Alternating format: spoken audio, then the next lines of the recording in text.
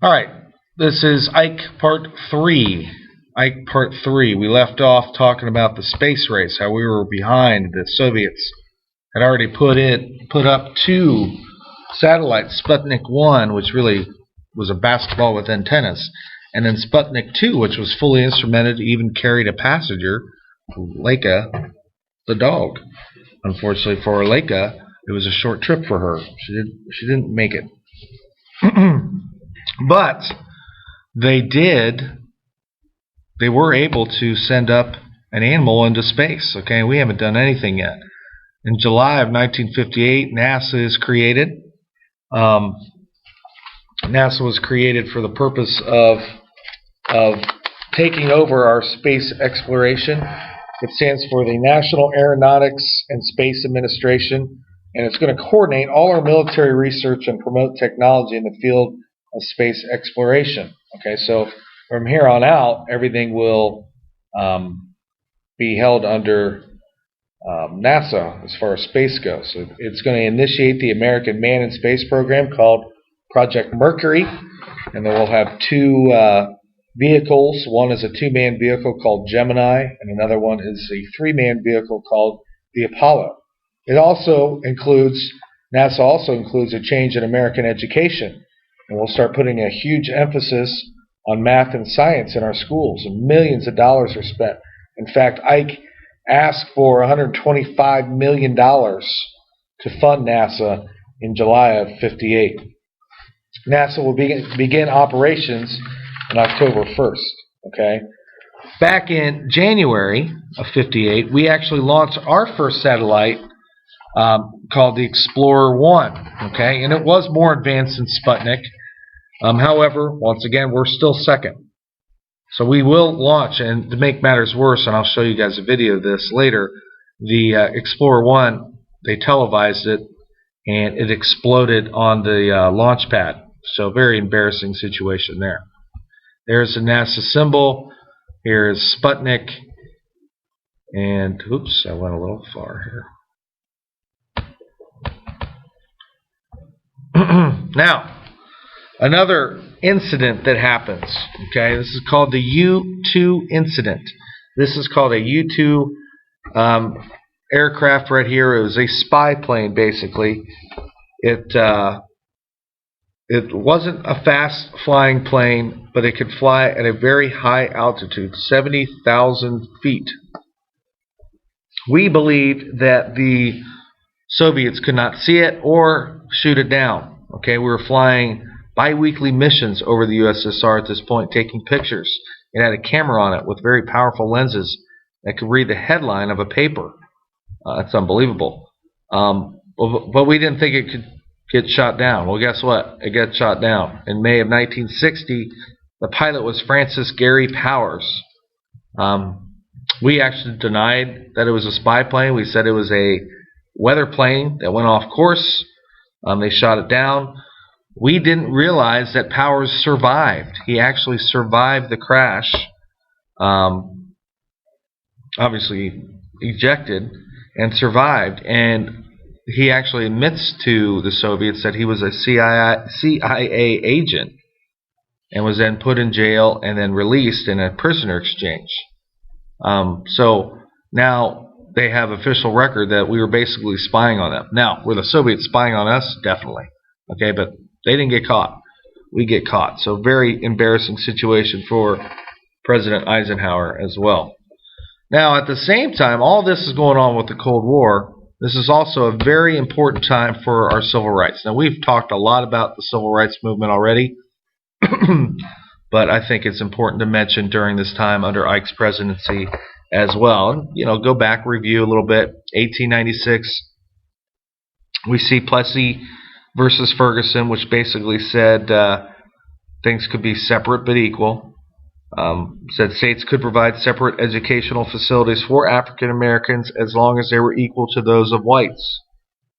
In truth, rarely were they equal, and definitely in the schools, it just couldn't happen.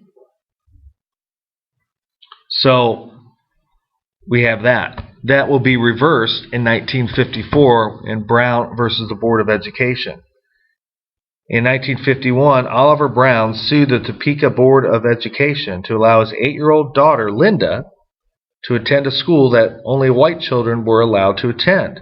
She actually passed the school on the way to the bus that took her, to another distant school. Thurgood Marshall would be the lawyer. That should ring a bell. And he argues on behalf of Brown against the segregation in American schools. And it goes all the way to the Supreme Court.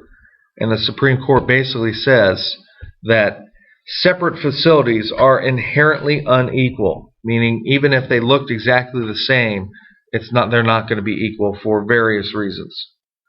And desegregation was ordered, and it'll occur in the South first. And we have all kinds of situations that happen here. Some of the most famous one was the Little Rock Nine in Arkansas, Central High School. It's a nice school. There it is right there, Little Rock Central High School. The governor, Orville Faubus, was basically going to be behind this. Angry mothers organized a protest, and they said there could be trouble there. And Faubus will support them. Governor sends in the National Guard to maintain order, and in his belief, that means not allowing the African Americans into the schools. Okay, some African Americans actually snuck in, and one white mob actually beats up an African American newspaperman. 3 hours later, the 9 African American students were removed from the school. That's where we get the Little Rock Nine from. Eisenhower will then send in the paratroopers, and I personally believed that the Brown ruling was wrong, but he said the Supreme Court has ruled and he had to uphold the process. So he sent in 1,000 Army paratroopers, the 101st Airborne, to enforce the integration. So those children will go to school basically with a guard to allow them into the school. That's how our integration in the schools began. So very rough time period, especially for civil rights during this time. And today it's hard to imagine things like that, and I think that's a good thing. It tells you how far we've come. And probably we've talked a lot about him already, but I think it's worth mentioning once again. At this point, Reverend Martin Luther King was a 26-year-old minister. He preached nonviolence. Okay, he actually learned from the ways of Jesus Christ, a civil disobedience writer named Thoreau, and of course Gandhi. And in those cases, Gandhi, for instance, got his whole country their independence through nonviolence. So he thought that this could be a important weapon. Okay, and some of the things that they're going to do are sit-ins. Civil disobedience would be boycotts. Probably the most famous one was in 1956 in Montgomery, Alabama. Okay, we all know Rosa Parks. She actually lived in Detroit, but she was a secretary for the Montgomery NAACP for 12 years, and she refused to give up her seat for a white man. She was arrested and stood trial for violating segregation laws. And because of this, the boycott would start. There's Rosa Parks right there. There's Dr. Martin Luther King Jr. in the background. The boycott would begin. The boycott lasts about a year, and the bus company lost so much money, they still refused segregation, or they still refused to change their segregation policy until once again the Supreme Court ruled that bus segregation was unconstitutional, and they finally had to give in.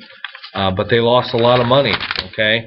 And because a lot of the people that rode the buses, especially in the South, were African Americans. That was probably their biggest customer.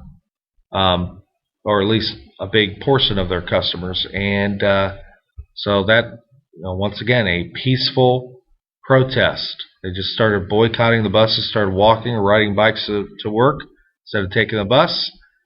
And they do see change. They do see change.